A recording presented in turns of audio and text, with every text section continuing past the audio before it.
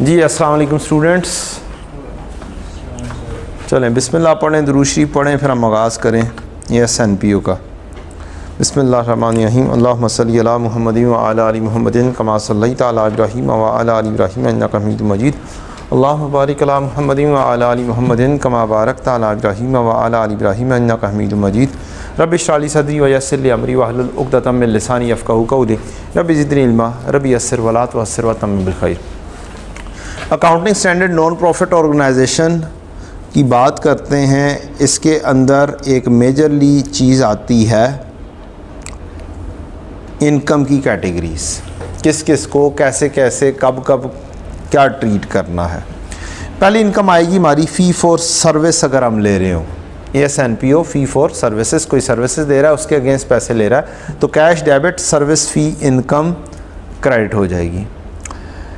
Donation या contributions अगर आ रही हैं तो फिर क्या होगा।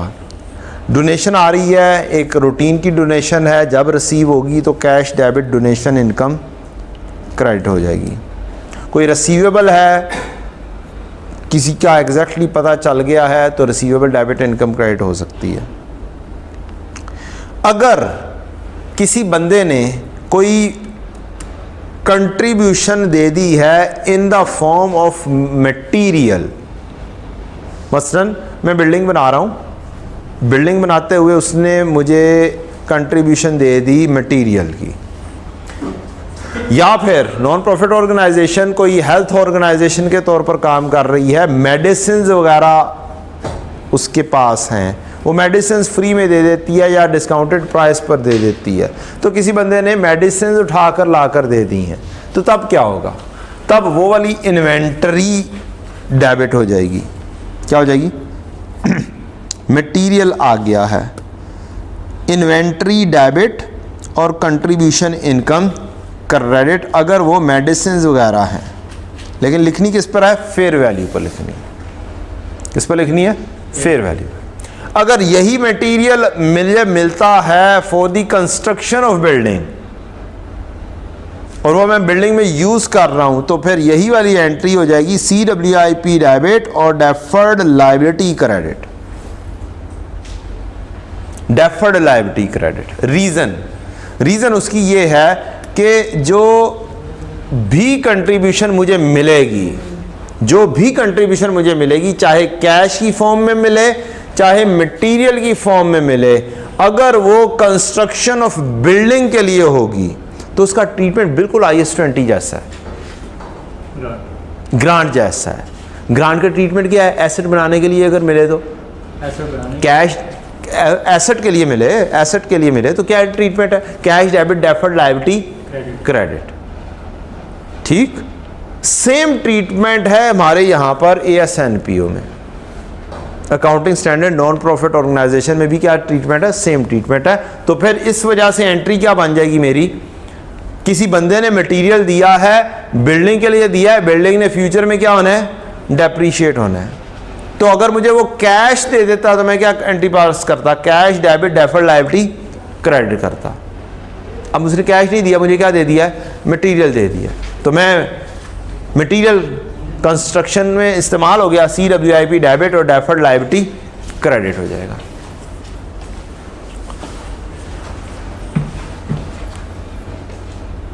आगे बढ़ते हैं। कंट्रीब्यूशन रिसीवेबल, कौन सी, रिसीवेबल अगर हो तो रिसीवेबल में दो किस्म की कंट्रीब्यूशंस उसने दी हैं हमें, एक बीक्वेस्ट की और एक दी है प्लेज के नाम से। कंट्रीब्यूशन रिसीवेबल मिली नहीं है, मिलेगी। किसी ने कहा कि जनाब मैं आपको मरने के बाद मेरी प्रॉपर्टी किसकी, NPO की। किसी ने कहा मैं आपको जनाब 6 महीने बाद अपनी क्या नाम है फैक्ट्री से कमाऊंगा और मैं आपको 10 लाख रुपए दे दूंगा। ठीक, तो इस किस्म की दो किस्म की कंट्रीब्यूशन, वादा, ये क्या है, वादे हैं। तो वादे वफा पता नहीं होते हैं कि नहीं होते, हो सकता है आज उस बंदे ने क्या दिया हो, आज उस बंदे ने क्या दिया हो कि जनाब मैं 10 लाख दूंगा, और कल को तब्दीली आ जाए और तब्दीली आ जाए तो वो कहे मैंने कब कहा था, तुम कौन, मैं कौन? तुम कौन, कब मैंने बोला था। यू टर्न हो जाए, न्यूट्रल नहीं गलत बात नहीं करनी, यू टर्न हो जाए, वो बंदा मुकर जाए। सिंपलिसिटी ये मुकरना ही है ना, कि मैंने कहा था 10 लाख दूंगा, अब नहीं दे रहा, मैंने कब कहा था। यह भी हो सकता है कि उसने सीरियसली कहा हो कि मैं दूंगा और वो कायम भी हो, लेकिन पहले उसके पास था, पैसा मौजूद था, अब उसके पास पैसा ही नहीं है। तो कुछ भी हो सकता है, ठीक, इट डिपेंड्स। तो कंट्रीब्यूशन रिसीवेबल में क्या मैं रिसीवेबल डेबिट और इनकम क्रेडिट कर सकता हूं या नहीं कर सकता, रिसीवेबल डेबिट कंट्रीब्यूशन क्रेडिट कर सकता हूं या नहीं कर सकता। बेटा परेशान नहीं होना, नजर उधर नहीं आना, इधर है, हाँ उधर ना ढूंढने, इधर फोकस नॉलेज के ऊपर कर लें। इधर if criteria met the amount to be received can be reasonably estimated, ultimate collection is reasonably assured. ये क्राइटेरिया है, अगर क्राइटेरिया मेट हो तब लिख सकते हैं रिसीवेबल डेबिट और इनकम क्रेडिट। क्राइटेरिया क्या है, दो चीजें पूरी हो जाएं, number 1 amount to be received can be reasonably estimated, दूसरी चीज अल्टीमेट कलेक्शन रीजनेबली एश्योर भी हो। अब उस बंदे ने क्या दिया है, आपको पता ही नहीं है, आप कह रहे हैं यार पता नहीं ये देता है कि नहीं देता, क्या तो दिया इसने, वादा तो कर लिया है, देता है या नहीं देता, तो फिर इसका मतलब है रीजनेबली एश्योर ना होगा। ऑन अदर हैंड एक बंदा है वो रूटीन में आपको देता रहता है और उसने कह दिया कि जनाब 6 महीने बाद आपको मिलेंगे, ठीक, और ये उसकी रूटीन है, वो देता है और पहले बोल देता है और फिर दे देता है, अपने वादे निभाता है। अब ये रीजनेबली क्या हो गई, एश्योर हो गई कि यस मिल जाएगा, तो फिर इसका मतलब है साल, इसी साल में लिख लो रिसीवेबल डेबिट और income credit, receivable debit contribution credit. तो ये दोनों मिसालें दे दी हैं, इसके अंडर 2 चीजें वो कहता है। ये डेफर्ड लायबिलिटी क्रेडिट भी हो सकती है, अगर ग्रांट रिलेटेड टू एसेट हो, अगर वो वाले पैसे एसेट के लिए हों तो फिर क्या करेंगे, रिसीवेबल लायबिलिटी क्रेडिट कर देंगे। तो देयर इज अ पॉसिबिलिटी। अब रिसीवेबल की कैटेगरी में एक आती है बीक्वेस्ट, एक आती है प्लेज। बीक्वेस्ट कहते हैं प्रॉपर्टी ट्रांसफर करना बाय विल को। तब तक बंदा ये कह सकता है जनाब मैं तो 6 महीने बाद मर जाए, नहीं पता ना, बाय विल है, तो जब मरेगा, जब मिलेगी, ले लेंगे, ट्रांसफर होगी, तब पैसे मिलेंगे तो लिख भी लेंगे। तो तब लिखना है ऑन रिसीट बेसिस। प्लेज है, प्लेज किसको बोलते हैं, a pledge is a promise to contribute. इस जगह पर प्लेज का वर्ड क्या है, प्रॉमिस टू कंट्रीब्यूट। IAS 16 में प्लेज का मतलब है सिक्योरिटी के तौर पे दे देना, ठीक है। तो यहां पर हमने यहां के प्लेज के हिसाब से देखना है। Under the asset to an NPO revenue recognise करेंगे, ये हमें लिखने को भी दे सकता है, थ्योरी भी दे सकता है कि प्लेज को कैसे लिखोगे, कब लिखोगे। तो आप कहेंगे जब क्राइटेरिया मेट होगा, नंबर 1 क्राइटेरिया के अंदर 2 कंडीशंस, ठीक है जी, रीजनेबली एस्टिमेटेड और रीजनेबली एश्योर्ड, ये 2 कंडीशंस। उसके बाद एक और कंडीशन, तो यहां पर मैं ये 2 कंडीशन यहां पे लिख देता हूं क्राइटेरिया की। तीसरी कंडीशन है reasonable assurance that NPO will comply with the conditions. कोई कंडीशन लगाई हो, ठीक, क्या आप ये काम करेंगे तो मिलेगी, तब मैं दूंगा कंट्रीब्यूशन। चौथी चीज, contribution is not dependent on any contingent event outside NPO's control. NPO के कंट्रोल से बाहर चीज ना हो, फ्यूचर के ऊपर कि फ्यूचर में ये काम होगा तो काम होगा और वो काम भी उसके कंट्रोल में ना हो। मसलन बंदा कहे ये बंदा 20 लाख देगा ना तो मैं भी दे दूंगा, तो क्या ये एनपीओ के कंट्रोल में है उसका 20 लाख देना? वो 20 लाख देगा, मैं भी 10 लाख दूंगा। ये अगर कहते कोई बंदा कहता है कि यार पहले उनमें से निकलवाओ, अब ये एनपीओ के कंट्रोल में नहीं है, तो इस वजह से तब तक जब तक वो बंदा दे नहीं देता पैसे, कंट्रोल में उसके आ नहीं जाती चीज, तब तक नहीं लिखी जाएगी, बाकी चीजें हो भी रही हों। ठीक है जनाब। अच्छा जी, नेक्स्ट आती है मेंबरशिप एंड सब्सक्रिप्शन वगैरह। इसके लिए तो आपका पूरा का पूरा एक सब्सक्रिप्शन अकाउंट बनता है। क्या बनता है जी? Subscription account. इसको सारे लोग सब्सक्रिप्शन अकाउंट ही बोलते हैं, मैं इसे सब्सक्रिप्शन रिसीवेबल अकाउंट बोलता हूं। क्यों भला?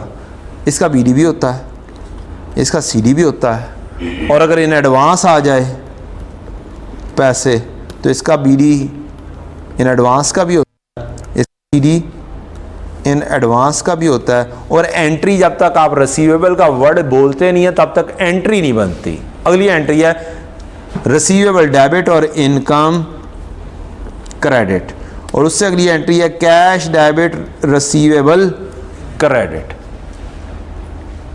तो ये आपका सब्सक्रिप्शन रिसीवेबल अकाउंट, जनरली क्या है, ये सब्सक्रिप्शन रिसीवेबल अकाउंट है, और नाम उर्फे आम में इसको सब्सक्रिप्शन अकाउंट बोल दिया जाता है। यह वाली फिगर आपकी आ जाती है इनकम एंड एक्सपेंडिचर में फॉल कर जाती है। ज्वाइनिंग फी, जब कोई बंदा ज्वाइन करेगा तब कैश डेबिट ज्वाइनिंग फी income credit. Life membership fees, इसके बारे में स्टैंडर्ड अब कहता है इसको रिकॉग्नाइज करना है ओवर अ स्पेसिफाइड पीरियड। ठीक, इसका मतलब इसकी एंट्री होनी है cash debit deferred income credit या deferred liability credit. It can not be stated now as cash debit fund credit, never ever. किसी ज़माने में, किसी अटेम्प्ट्स में, पुराने ज़माने में ये पॉसिबिलिटी थी, जब स्टैंडर्ड अप्लाई नहीं होता था तब पॉसिबिलिटी थी किसी हद तक। हम 2-3 तरह से एंट्रीज पास कर लिया करते थे लाइफ मेंबरशिप फीस की, अब नहीं, अब कोई पॉसिबिलिटी नहीं है। अब एक ही पॉसिबिलिटी है, वो क्या?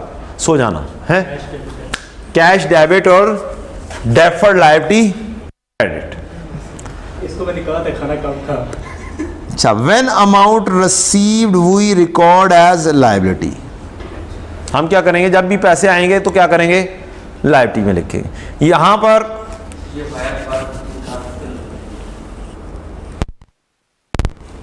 ठीक है जी, अब आवाज आ रही है? अब पॉसिबिलिटी नहीं है इसकी, मैंने स्पेसिफिकली लिख दिया हुआ है, क्योंकि स्टूडेंट देख रहे होते हैं, सोच रहे होते हैं कि अब क्या है, तो ये चेंज हो चुका हुआ है। अब कहीं पर पूरी स्टडी टेक्स्ट में ऐसी कहानी नहीं है फंड वाली। किस वजह से नहीं है? अब स्टैंडर्ड है, स्टैंडर्ड ने अप्लाई होना है, तो स्टैंडर्ड की एप्लीकेशन में फंड की बात आ ही नहीं सकती। फंड है 2-3 किस्म का, unrestricted, restricted internally, restricted externally और रेस्ट्रिक्टेड में एंडोमेंट। फंड बस अब 4 किस्म के। ठीक, तो उसकी कहानी की बातें बाद में करते हैं। फिर उससे के बाद आपकी एंट्री आएगी डेफर्ड इनकम डेबिट और life membership fee income credit. It would be amortised, transfer portion of the year from liability to income.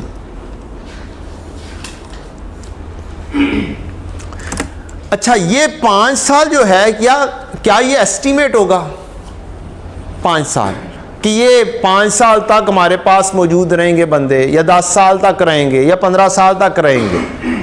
तो 8, 10, 15, 20 बंदे हों और लाइव मेंबरशिप मौजूद हो और हमने कहा यार एस्टिमेटेड बेसिस पे 10 साल में इसे ट्रांसफ़र करेंगे, एक बंदा दरमियान में से उड़ भी जाता है तो क्या होगा? किसी ज़माने में हम उसकी भी एंट्री पास कर दिया करते थे, इसे उठाओ और फंड में ले जाओ, कोई ज़रूरत नहीं है, फंड में जा ही नहीं सकता डायरेक्टली, तो सवाल ही नहीं पैदा होता। इनकम में ले जाने का सवाल पैदा हो भी सकता है और नहीं भी हो सकता। जजमेंट इस्तेमाल की जाएगी। क्या की जाएगी? जजमेंट इस्तेमाल की जाएगी या क्वेश्चन की रिक्वायरमेंट के मुताबिक पढ़ा जाएगा। अव्वल तो वो मारेगा नहीं किसी को, अव्वल तो वो मारेगा नहीं किसी को एग्जामिनर।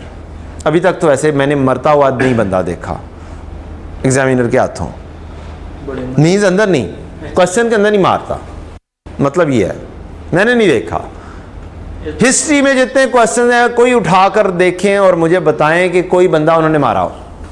नहीं मारते, नहीं मारते, वो मरते हैं तो हम मरते हैं, ठीक है ना।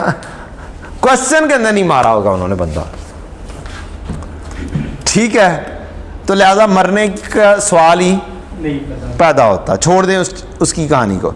No chance to take it in the directly fund, even on death no chance to route it directly to the fund from deferred liability. हम इससे पहले इस्तेमाल किया करते थे, ASNPO के आने से पहले इस तरह की हरकतें हम किया करते थे। इन्वेस्टमेंट इनकम, जिस भी किस्म की इन्वेस्टमेंट होगी, bank debit interest income credit, cash या bank debit dividend income credit. अगली इनकम आती है हमारी, कोई हम बार कर रहे हैं, खोला हुआ है, कैफ़े है, कैंटीन है, इस तरीके की चीज़ें, तो उसका आप पूरा ट्रेडिंग अकाउंट बनाते हैं, sale, cost of sale, GP expenses, canteen वगैरह की सैलरी, अदर कैंटीन के एक्सपेंसेस और नेट प्रॉफिट करके। ये नेट प्रॉफिट जो है ये इनकम के तौर पर लिखा जाता है। Surplus from running an event, अगर तो इवेंट आप खुद करवा रहे हैं, NPO करवा रही है, फिर तो आएगा, फिर तो आएगा। इवेंट फी में से इवेंट के एक्सपेंसेस लेस करके प्रेजेंट भी हो सकते हैं और अलग-अलग मेंशन कर दें तो भी किया जा सकता है। लेकिन अगर आपके कंट्रोल में ही नहीं है, वैसे अलग-अलग करना चाहिए। जनरली क्या करना चाहिए? अलग-अलग करना चाहिए इवेंट के एक्सपेंसेस, और क्योंकि इनकम और एक्सपेंस जनरली अलग-अलग होना चाहिए, सेपरेटली होना चाहिए। इसके ऊपर जहाँ तक मुझे याद पड़ता है एक एग्जांपल भी मौजूद है सेपरेटली की, कि इसे ग्रॉस बेसिस पे बुक किया जाए या नेट बेसिस पर बुक किया जाए, तो it should be based on gross. अलग-अलग करो। अगर आपके कंट्रोल में ही नहीं है, मसलन इवेंट करवाया उसने और पैसे आने हैं NPO को, तो इवेंट तो वो करवा रहा है और कह रहा है कि जनाब मुझे ये जो पैसे जो भी होंगे ना ये हम ईदी फंड को दे देंगे, ईदी में जमा करवा देंगे। तो फिर ईदी को तो कोई मसला नहीं है ना कि फंड कैसे जनरेट हो रहा है, किसी ने कॉन्सर्ट करवाया या नहीं करवाया। ईदी को तो बस जो पैसे आने वो इनकम बनेगी। लेकिन अगर ईदी फाउंडेशन खुद एक कॉन्सर्ट अरेंज करवाती है टू गेट द डोनेशन, तो फिर क्या होगा? जो पैसे आ रहे होंगे वो इनकम होंगे और जो खर्चा हो रहा होगा वो एक्सपेंस होगा। ठीक।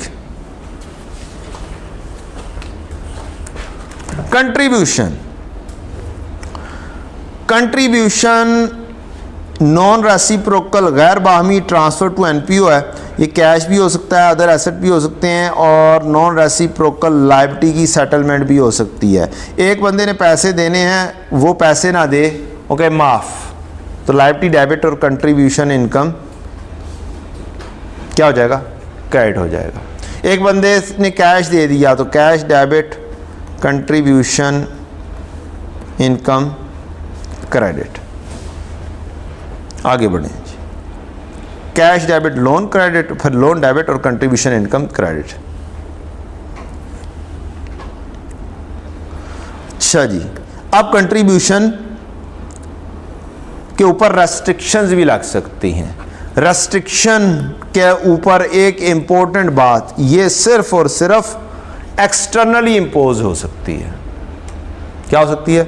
एक्सटर्नली इम्पोज रेस्ट्रिक्शन हो सकती है। इंटरनली इम्पोज रेस्ट्रिक्शन आपकी कंट्रीब्यूशन में जा ही नहीं सकती। ये नहीं हो सकता कि फलाने बंदे ने पैसे दिए हैं और हम बैठे हुए कहें कि फलाने बंदे ने जो उससे पैसे दिए ना, इससे हम बिल्डिंग बनाएंगे। ठीक, ये नहीं कर सकते। इंटरनली रेस्ट्रिक्शन मौजूद है, लेकिन इंटरनली रेस्ट्रिक्शन के लिए पूरी बीओडी की एक अप्रूवल की ज़रूरत है। वो अप्रूवल होगी या ट्रस्टीज की अप्रूवल, वो होगी उसके बाद स्टेटमेंट ऑफ नेट एसेट में से ही ट्रांसफर हो सकती है, डायरेक्टली इनकम में नहीं फाल कर सकती। इंटरनली रेस्ट्रिक्शन डायरेक्टली इनकम में फाल नहीं कर सकती है, इनकम में डायरेक्टली लैंड नहीं करेगी वो, इंटरनली रेस्ट्रिक्टेड।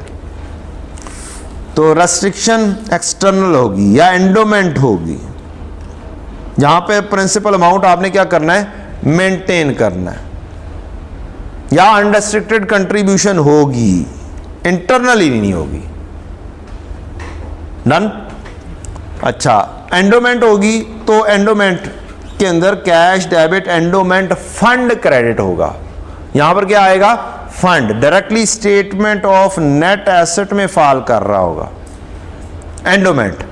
उससे अगर कोई सेविंग्स होती हैं, बैंक के सेविंग अकाउंट में वो पैसा रख देते हैं, वो वाला पैसा, और टू बी मेंटेन्ड परमानेंटली, कि ये वाला पैसा कोई और इस्तेमाल नहीं कर सकता, किसी और मकसद में इस्तेमाल नहीं होना, तो उसके ऊपर इंटरेस्ट इनकम आएगी। जो इंटरेस्ट इनकम आएगी उसके अंदर स्प्लिट हो सकता है काम, कि कुछ पैसा उसमें से निकाला जाए और कहा जाए कि जनाब ये फंड का हिस्सा बनाते रहना, एक्यूमुलेट, मजीद बढ़ाते रहना है।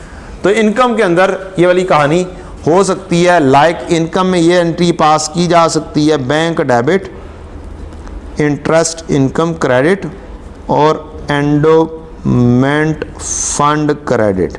बैंक में आए 50 रुपये, 30 रुपये हमने रखे इनकम में, 20 रुपये मजीद एंडोमेंट फंड बढ़ा लिया। This is possible. ले जी, अब आती है ओवरऑल पूरी grand summary of the standard. क्या आती है जी? Grand summary of the standard, overall summary. यहां पर आपको सारी चीजें मिल जाएंगी। कंट्रीब्यूशन मुझे मिलती है एक्सपेंसेस के लिए, और वो करंट ईयर के एक्सपेंसेस के लिए मिलती है। क्या मिलती है? करंट ईयर के एक्सपेंसेस के लिए। तो अगर करंट ईयर के एक्सपेंसेस के लिए कोई किसी बंदे ने पैसे दिए हैं तो क्या करने चाहिए? उसे करंट ईयर की इनकम बना देनी चाहिए। क्या करना चाहिए? करंट ईयर की इनकम बना देना चाहिए। तो कैश डेबिट और इनकम क्रेडिट इसकी एंट्री हो जाएगी। टैब नहीं लगा यहाँ पे, कैश डेबिट इनकम क्रेडिट। शुक्र है मैंने क्रेडिट साथ लिखा हुआ था, ये थोड़ा सा आगे नहीं गया। अच्छा, आगे चलें जी। अगर कंट्रीब्यूशन मिलती है मुझे एक्सपेंसेस के लिए ही मिलती है, लेकिन फ्यूचर के एक्सपेंसेस के लिए मिलती है, करंट भी हो सकता है उसमें शामिल, करंट एंड फ्यूचर एक्सपेंसेस। कहता है 2022 में कंट्रीब्यूशन मिली, और वो कहता है ये वाली जो कंट्रीब्यूशन मैं दे रहा हूं ना आपको 2022, 23, 24 और 25 4 सालों के लिए दे रहा हूं। कितने सालों के लिए? 4 सालों के लिए दे रहा हूं। तो अब 4 सालों के ऊपर मुहित करके लेके जाओगे, कहां पे लेके जाओगे? डेफर्ड लायबिलिटी में लेके जाओगे इसे। ठीक। अब यहां पर एक बड़ी मजेदार कहानी हो सकती है, बड़ी मजेदार कहानी हो सकती है। अब पैसे मिले हैं मुझे 500, पैसे मिलेंगे कितने मुझे? 500, और 4 सालों के लिए मिले। 4 सालों में एक्सपेंसेस जो भी, ये फलाना एक्सपेंस जो भी होगा ना वो मेरे जिम्मे। मसलन स्कूल के टीचर की सैलरी जो होगी ना वो मेरे जिम्मे। 4 साल के जितने भी आपकी आती है ना वो आपने पे करनी है, ये जो भी मैं फंड दे रहा हूं इसमें से पे करनी है। Cash debit deferred liability credit. पहले साल में आई सैलरी 30 रुपए, नया नया स्कूल खोला था। अब क्या करें, सैलरी देनी है कितनी है, 30 रुपए। तो मैं अब एक्सपेंसेस भी क्या करूंगा, डेफर्ड लायबिलिटी में से निकालूंगा, इनकम 30 की बुक कर दूंगा और इसके अगेंस्ट आपका एक्सपेंस हो जाएगा, एक्सपेंस डेबिट और कैश क्रेडिट 30 रुपए। अगले साल 100 का एक्सपेंस हो जाता है सैलरी के ऊपर, एक्सपेंस डेबिट कैश क्रेडिट 100 का। तो मैं क्या करूंगा, मैं once again deferred liability debit और इनकम क्रेडिट करूंगा, 100 रुपए की मैं भी इनकम बना दूंगा। उससे अगले साल में मजीद तरक्की हो रही है, एक्सपेंस डेबिट कैश क्रेडिट 200, मैं भी क्या करूंगा, डेफर्ड लायबिलिटी डेबिट और इनकम क्रेडिट कर दूंगा 200 की। कितने साल हो गए, 3 साल। कितने साल हो गए, 3 साल। क्या कहा था, 4 साल के अंदर करेंगे। क्या करेंगे, 4 साल। मेरा अगले साल एक्सपेंस हुआ 70 का, एक्सपेंस डेबिट कैश क्रेडिट 70 का। अब दूसरी कंडीशन पूरी हो गई है, 4 साल वाली। क्या हो गई है, 4 साल वाली कंडीशन पूरी हो गई है। अब क्या करें, अब बस डेफर्ड लायबिलिटी डेबिट और इनकम क्रेडिट करो और कहानी को ख़त्म कर दो। ये एक्सट्रीम केस के अंदर है, जिसकी पॉसिबिलिटी ऑफ टेस्टिंग क्या है, कोई मेरा ख्याल है 2-3 अटेम्प्ट्स 4 अटेम्प्ट्स के बाद हो सकती है। अभी आसान सी क्या है, अभी आसान सी, अभी मेरा नहीं ख्याल कि वो इस लेवल पर जाके कोई हरकत करेगा। लिहाजा टेंशन ना लें, टेंशन ना लें। 2 एंट्री सीखें, cash debit, deferred liability credit, deferred liability debit और इनकम क्रेडिट। ये ऐसी कहानी मौजूद है, ऐसी कहानी मौजूद है, एक आधी जगह पे थ्योरेटिकली लिखी हुई है बुक के अंदर। तो बताएं जनाब कितने बनाऊंगा, कितना, 200 जमा 300, 300 और 30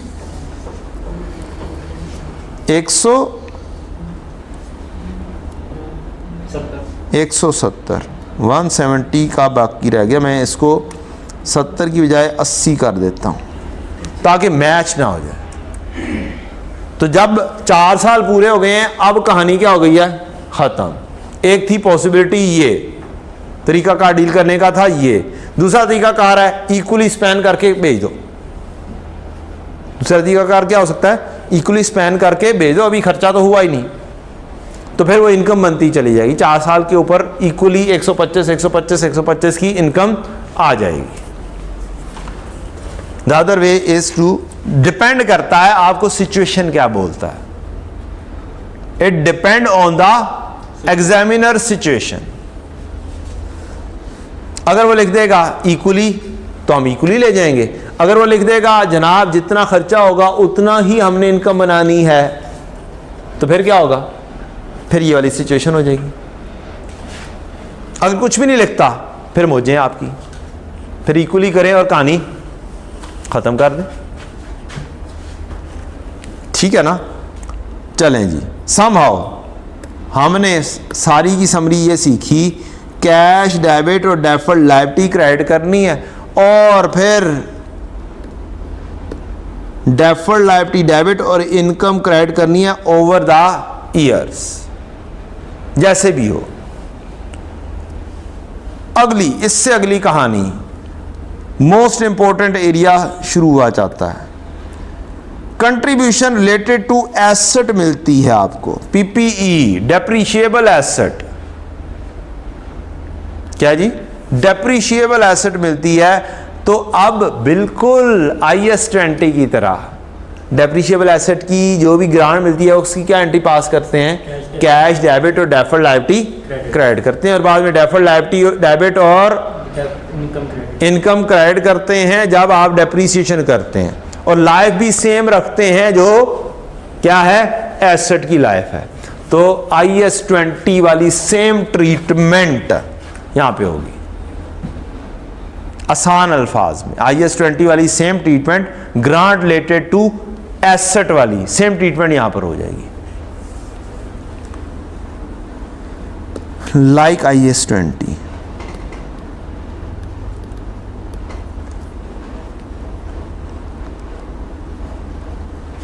ग्रांट ऑफ एसेट। क्या करना है जी? Make it income over the period that is add initially as deferred liability, और फिर उसको क्या करो, ट्रांसफर कर दो।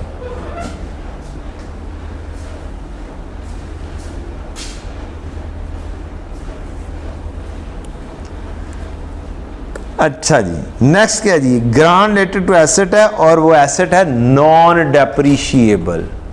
कौन सा एसेट है? Non depreciable. नॉन डेप्रीशिएबल कौन सा होता है? लैंड। क्या होती है जी? लैंड। लैंड के लिए कोई कंट्रीब्यूशन देता है तो फिर क्या करना है? क्या लैंड ने डेप्रीशिएट होना होता है? क्या आहिस्ता आहिस्ता करके प्रॉफिट एंड लॉस में जा सकती है? जैसे डेप्रीशिएबल एसेट है, वो उसकी डेप्रीसिएशन आहिस्ता आहिस्ता करके प्रॉफिट एंड लॉस में जा रही है, तो हम क्या करते हैं, उससे रिलेटेड ग्रांट या उससे रिलेटेड कंट्रीब्यूशन को भी क्या करते हैं, आहिस्ता आहिस्ता करके इनकम बनाते हैं। अब यहां पर जा ही नहीं सकती है, कहानी नहीं है, इनकम में भी नहीं लेके जाएंगे, चुप करके इसको लैंड करवाएंगे फंड के अंदर। नाउ दिस इज एक्सटर्नली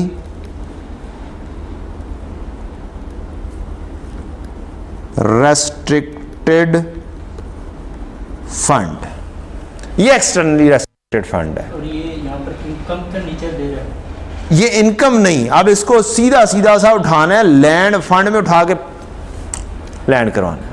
किधर पेश करना? लैंड के अंदर स्टेटमेंट ऑफ नेट एसेट के जरिए फंड एंड लायबिलिटी के अंदर, फंड के अंदर ले जाके हिट करोगे। अच्छा, क्या करेंगे? Externally restricted fund. इक्विटी आप लव वर्ड यूज नहीं करोगे ना बेटा, आप क्या love word use? Fund use.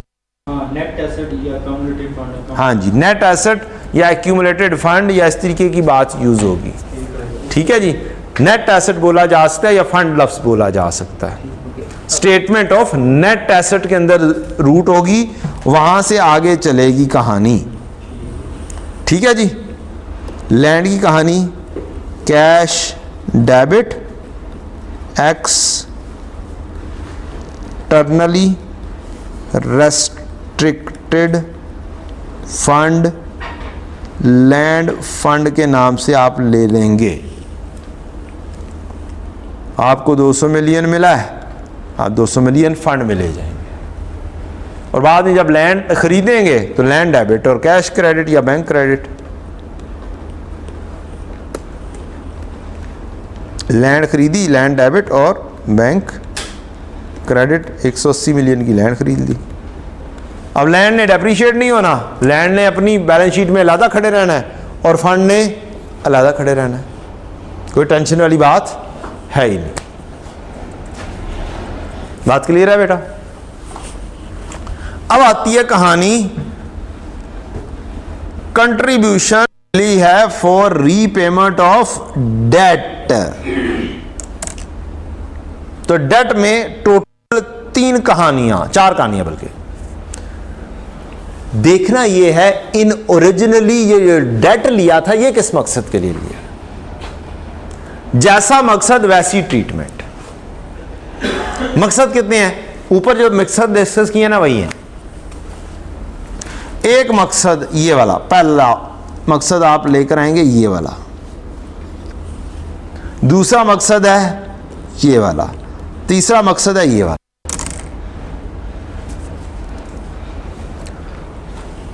मुझे कंट्रीब्यूशन किस लिए मिली है? कि मैं क्या करूं? लोन रीपे करूं। देखना है लोन लिया किस लिए था। क्या लोन लिया था? फ्यूचर के एक्सपेंसेस के लिए।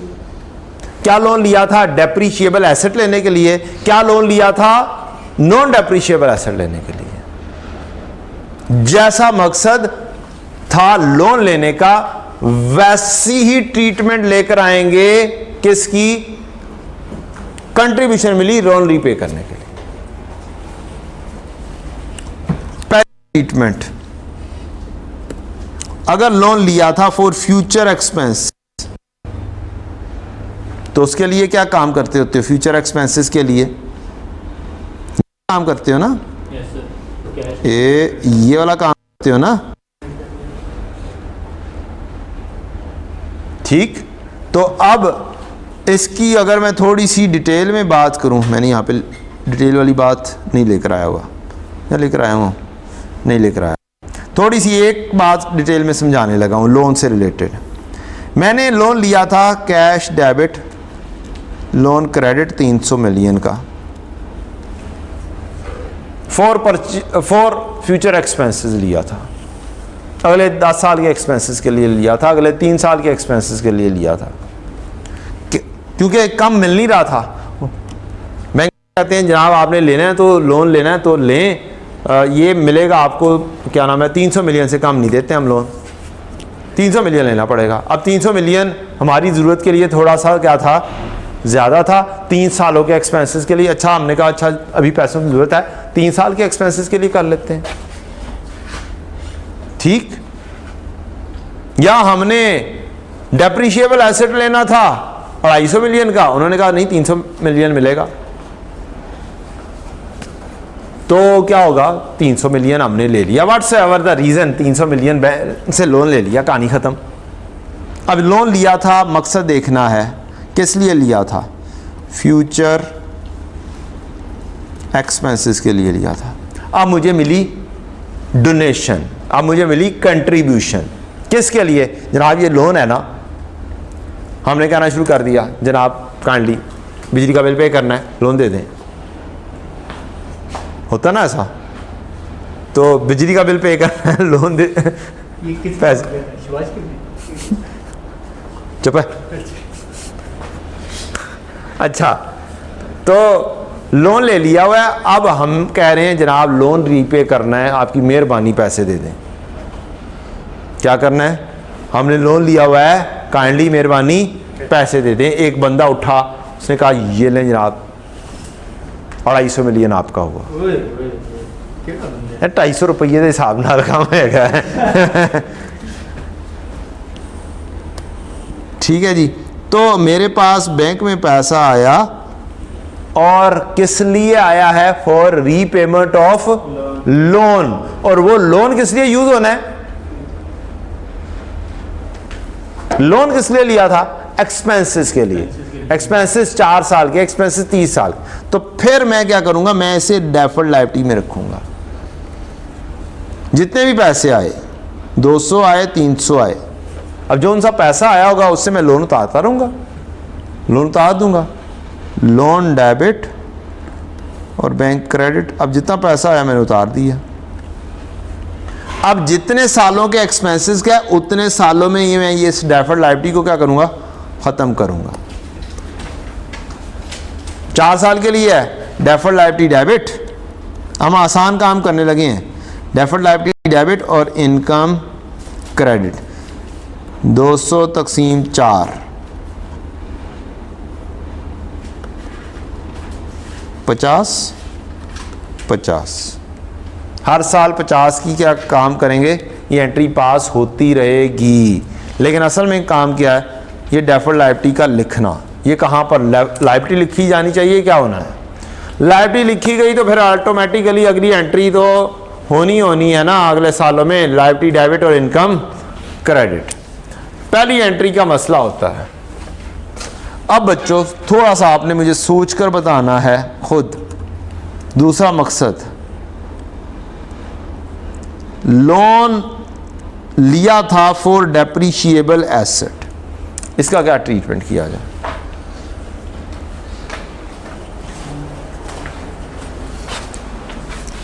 लोन लिया था किस लिए, डेप्रिशिएबल एसेट के लिए, क्या ट्रीटमेंट किया जाए।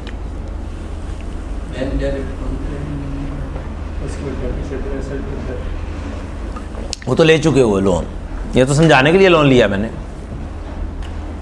लोन ले चुके हुए हो, 500 मिलियन का लोन ले चुके हो, अब डोनेशन मिल रही है for repayment of this loan.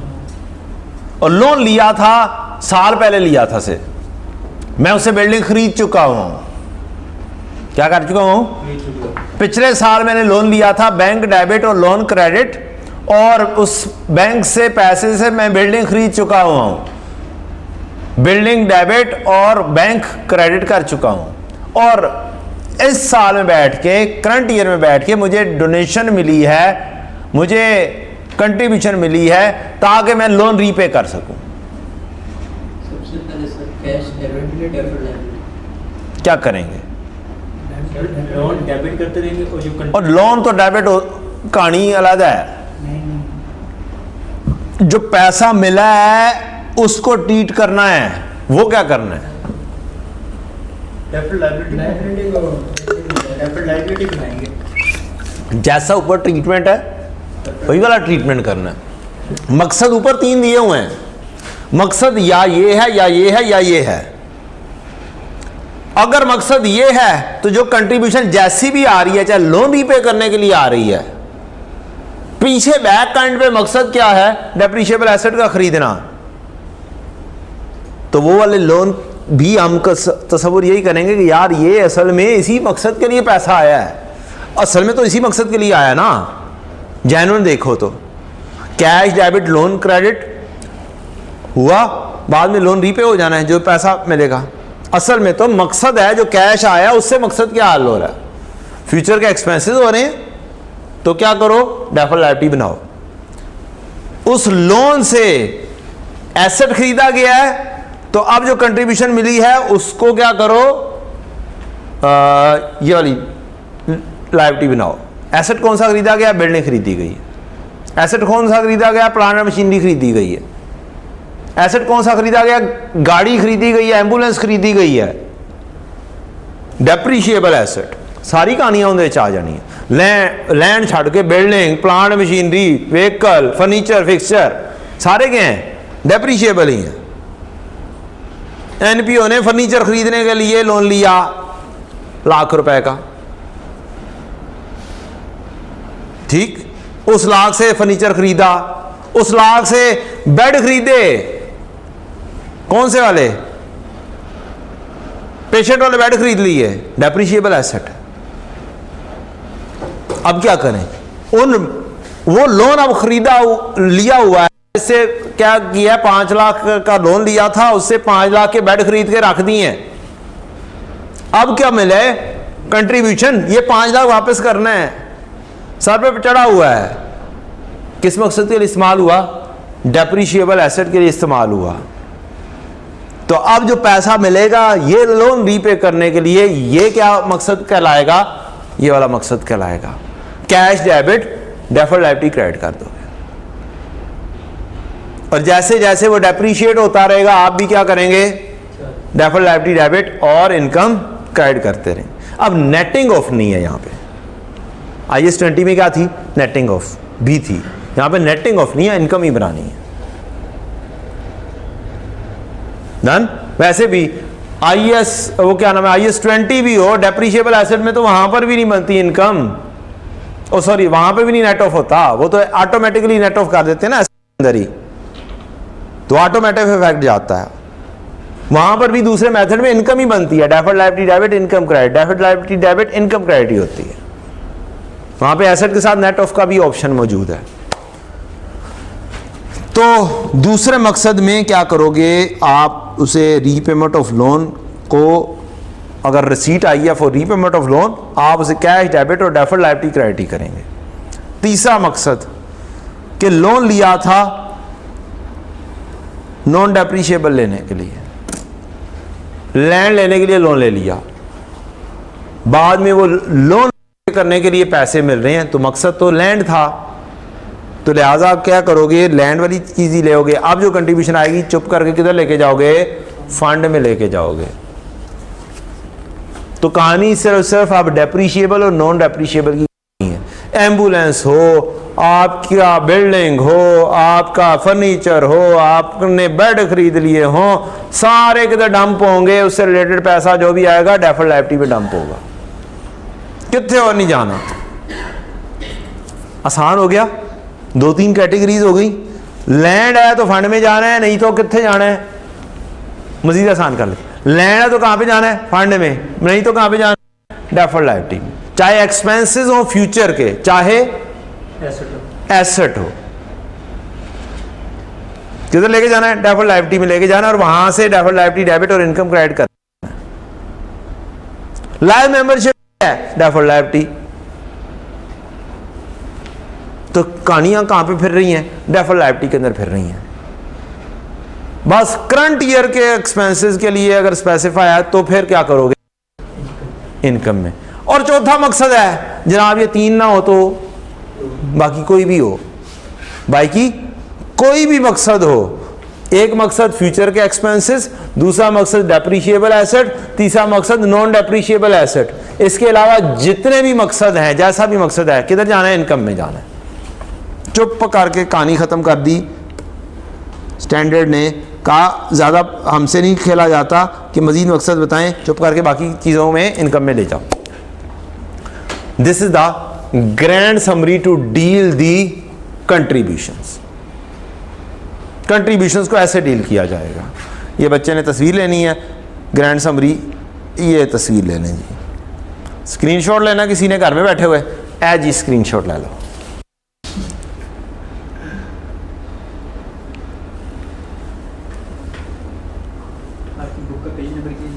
नहीं, वो उसमें तब समरी नहीं बनाई थी, बाद में मजीद समरी बाद में बनाई है। ये आपने सेपरेटली बनाई है? बाद में बनाई है। उस वक्त इतनी डिटेल नहीं बनाई थी, एंटीज के साथ नहीं। ये इतनी मौजूद है, इतना हिस्सा मौजूद है। ये आपके लिए डिस्कस करने के लिए मजीद इसको एलैबोरेट कर दिया।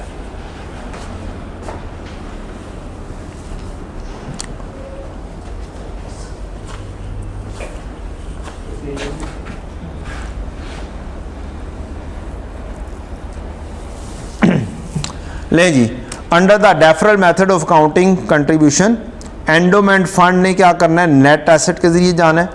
इंटरनली रेस्ट्रिक्टेड की कहानी अब आ गई।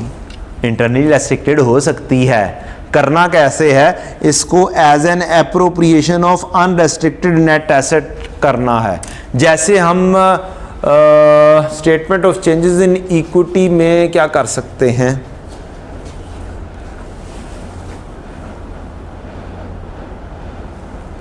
वही जनरल रिजर्व में ट्रांसफ़र कर सकते हैं, या कोई और स्पेशल रिजर्व में ट्रांसफ़र करना हो, हमने कोई और ख़ास मकसद के लिए ट्रांसफ़र करना हो, तो वो इक्विटी से इक्विटी में फॉल करेगा। अब ये भी क्या होगा, अगर कोई इंटरनली रेस्ट्रिक्टेड लगाया है और कि जनाब इसमें इतने फंड आने चाहिए, 50 मिलियन आना चाहिए, तो क्या होगा? अनरेस्ट्रिक्टेड फंड से उठाएंगे और किधर लेके जाएंगे? रेस्ट्रिक्टेड फंड इंटरनली में लेके जाएंगे as an appropriation, as an appropriation. Externally restricted contribution are accumulated in the statement of financial position as deferred contribution. तो एक्सटर्नली रेस्ट्रिक्टेड में वैसे एक्सटर्नली रेस्ट्रिक्टेड सारी की सारी कहां पे जाएंगी? Deferred contribution. बस लैंड एक ऐसी है, एक्सेप्शन है, कह लें आप।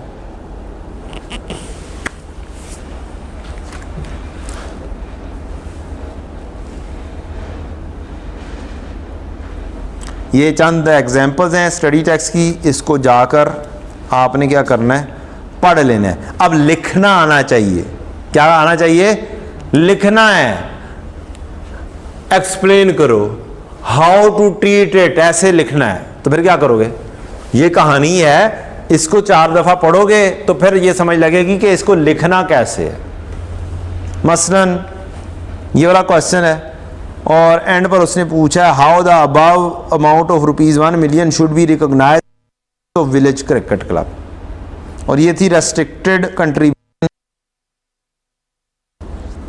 1 मिलियन था के लिए, तो आप अंग्रेजी में लिखेंगे, अंग्रेजी में, ठीक है। ये क्या है? ये रेस्ट्रिक्टेड कंट्रीब्यूशन है, कैपिटल के लिए आई है, लिहाजा इसको कहाँ पे रिकॉग्नाइज करूँगा? डेफर्ड कंट्रीब्यूशन बनाऊंगा और इसे क्या करूंगा? चलें जी जनाब इज़्ज़त माब, हम कह रहे थे डेप्रिशिएबल एसेट लिखना कैसे है? लिखना ऐसे है कि आपने वही ट्रीटमेंट लिखना है, पहले बताना है कि ये कौन सी कैटेगरी का है। डेप्रिशिएबल एसेट की कैटेगरी का है, कंट्रीब्यूशन मिली है construction of capital asset, capital asset में डेप्रीशिएबल एसेट की मिली है, लिहाजा इसको क्या करेंगे, डेफर्ड कंट्रीब्यूशन में लिखेंगे और इसको कहां पर प्रेजेंट करेंगे, लायबिलिटी में प्रेजेंट करेंगे। सब्सीक्वेंटली बाद में हम डेफर्ड लायबिलिटी को करंट और नॉन करंट में भी बाइफरकेट करते हैं। हम कहेंगे नेक्स्ट ईयर से रिलेटेड हम क्या करेंगे, इसको करंट लायबिलिटी में ले जाएंगे और उससे अगले सालों की जो होगी वो क्या ले जाएंगे, नॉन करंट में रखेंगे। एक चीज ये आपने बयान कर दी। और फिर अगर ये डेप्रीशिएबल एसेट है तो इनकम में कैसे लेके जाना है, subsequently this shall be recognized as revenue on the same basis depreciation expense is charged on the building of new cup। मैंने आपको उससे अगला एक स्टेप भी बता दिया, करंट और नॉन करंट में भी लिखोगे, presented as current liability and non current liability, आप ऐसे कर सकते हैं। तो ये बहुत इंपॉर्टेंट है। एक काम जरूर कर लिया करें, स्टडी टैक्स की एक भी एग्जांपल खाली नहीं जानी चाहिए। आप क्या, स्टडी टैक्स की एक भी एग्जांपल खाली नहीं जानी चाहिए। सिर्फ पढ़ना है, ऐसे ही पढ़ना है जैसे मैं पढ़ रहा हूं। क्वेश्चन पढ़ें, सोल्यूशन देखें, क्वेश्चन पढ़ें, सोल्यूशन देखें, कंप्लीटनेस हो गई। जहां पर अटकते हो, जो सी चीज नहीं आ रही वो पूछ लो या समझ लो। लेकिन मेन सोर्स क्या है, स्टडी टैक्स। मेन सोर्स क्या है, study tax plus past papers. Study tax में कुछ पास पेपर हैं, कुछ कम है, तो वो बुक से ले ले, मेरी बुक, फलाने की बुक, टमकाने की बुक, ठीक है ना। नहीं तो कम से कम बेस तो रखो ना। पेपर में जो सी चीज आनी है ना मेरी बुक से आनी है, ना उसकी बुक से आनी है, ना उसकी बुक से आनी है। पेपर में जो चीजें आनी है स्टडी टैक्स में से आनी। मैंने अल्हम्दुलिल्लाह सारी कॉपी की हुई हैं स्टडी टैक्स की एग्जांपल्स, तो आप लोग तो आराम से क्या कर सकते हैं, बुक खोल लें, स्टडी टैक्स की एग्जांपल खोल लें और आंसर देख लें। क्वेश्चन पढ़ते जाएं, आंसर देखते जाएं, क्वेश्चन पढ़ते जाएं, आंसर देखते जाएं। कंप्लीटनेस इंश्योर करें ताकि कोई कॉन्सेप्ट रह ना जाए। कोई चीज लिखनी है तो कैसे लिखनी है वो आपके ज़हन में होना चाहिए। This is the key to pass. ये सिर्फ इस चैप्टर के लिए नहीं कह रहा, इट्स ए जनरल स्टेटमेंट। ये जनरल स्टेटमेंट है। ऑनलाइन नहीं डाउनलोड होके किया जाता, ये ले लें, इसके अंदर सब कुछ है, ठीक है ना। लाइब्रेरी में आपके पास सब कुछ है, बैठें, करें, टाइम दें, 2 घंटे लगाएं, निकालें, अपने लिए निकालने, मेरे लिए थोड़ी निकालने हैं। आजकल तो बस ये सीन है, आधा घंटा पढ़ा, 5 मिनट सस्ताया, फिर घंटा पढ़ा, फिर 5 मिनट सस्ताया, फिर घंटा पढ़ा, फिर 5 मिनट सस्ताया, ताकि आप इफेक्टिवली पढ़ते भी रहें। और पढ़ना 10 से 12 घंटे आजकल आखिरी दिनों में। टाइम देंगे तो बात बनेगी। चलें जी, अब ये एग्जाम्पल जो हैं ये आपने देखते चले जानी हैं।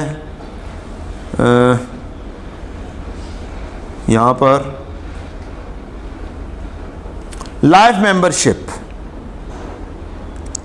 शैल बी रिकॉग्नाइज एज इनकम। अच्छा, यहाँ पर थी लाइफ मेंबरशिप थी।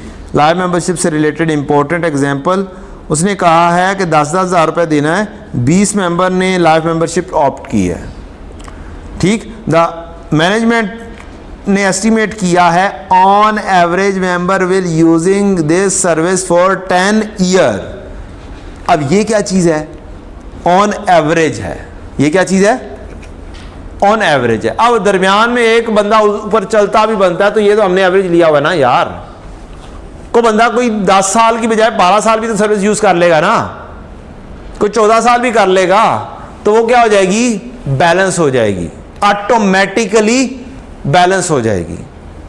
बात समझ लग रही है, ऑटोमेटिकली क्या हो जाएगी, बैलेंस हो जाएगी। लिहाजा कोई डेथ शब्द चक्कर नहीं मारदा, मार भी दे तो दरमियान में क्या लिखा हुआ है, एवरेज लिखा हुआ है। ऑन एवरेज ये बंदे जो हैं इतनी सर्विस यूज करेंगे।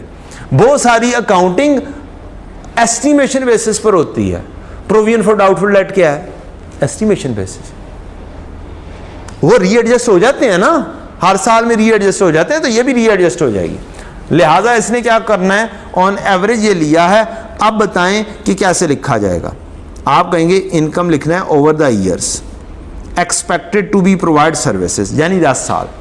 लिहाजा आप क्या करेंगे, 1,60,000 आप कैलकुलेशन भी आ गई, 20 बंदे 80,000, 10 तकसीम 10 किया तो 1,60,000 आप क्या करेंगे, ले जाएंगे इनकम एंड एक्सपेंडिचर में, और बाकी जो है amount attributable to next year 1,60,000 shall be presented as current liability, जो मैं अब आपको कर रहा था, और बाकी की जितनी भी है अमाउंट वो नॉन करंट लायबिलिटी के तौर पे प्रेजेंट हो। ये नीचे मैंने आपके लिए आंसर्स के लिए एंट्रीज भी लिखती हुई हैं, cash debit, life membership, deferred liability credit, फिर ईयर 0 में ही होगा डेफर्ड लायबिलिटी डेबिट और इनकम क्रेडिट, और फिर ईयर 1 में भी यही वाली एंट्री होती रहेगी टिल 10 ईयर्स। और लिखने का अंदाज ये है, बाइफरकेट करके बताओ करंट में कितना जाना है, नॉन करंट में कितना जाना है, प्रॉफिट एंड लॉस यानी इनकम एंड एक्सपेंडिचर में कितना जाना है।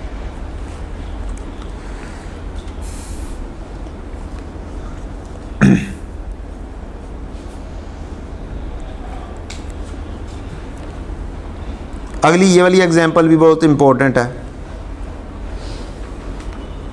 एनपीओ ने फंडिंग रिसीव की reimbursement to undertake specific research project for a textile company. Research किया है टेक्सटाइल कंपनी के लिए, उसके लिए क्या हुई है, फंडिंग। फंडिंग में मीन्स हमने खर्चा कर दिया हुआ है, हमें एक्सपेंसेस रीइंबर्स किए हैं किसी दूसरे बंदे ने। NPO allocated an employ to textile company for the conduct of research. Research के लिए उसने क्या किया है, एक बंदा लगा दिया है। NPO would be reimbursed for all the cost related to that employ. NPO को सारे पैसे मिल जाएंगे। अब बताएं क्या रीइंबर्समेंट और एम्प्लॉय रिलेटेड कॉस्ट को नेट ऑफ कर दिया जाए या ग्रॉस बेसिस पर लिखा जाए। पैसे मिले हैं, खर्चा मैं कर चुका हूं, उसके अगेंस्ट रीइंबर्समेंट हुई है, मींस जितना खर्चा है उतने पैसे मुझे मिल गए हैं। क्या खर्चा 1.5 लाख, इनकम 1.5 लाख ज़्यादा लिखी जाए या नेट ऑफ करके कहानी मुकाओ, ठप्पू करो, 0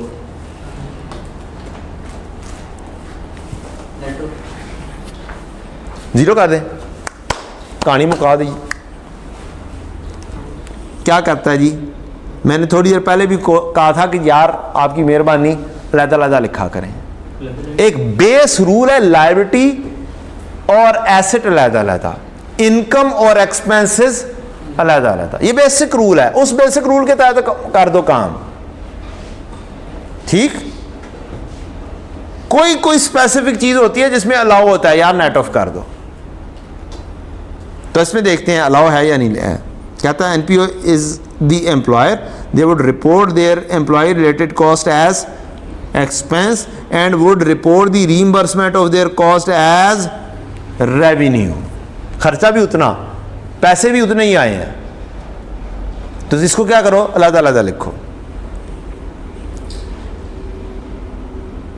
अगली चीज, हम कम्युनिटी के लिए हेल्प करते रहते हैं।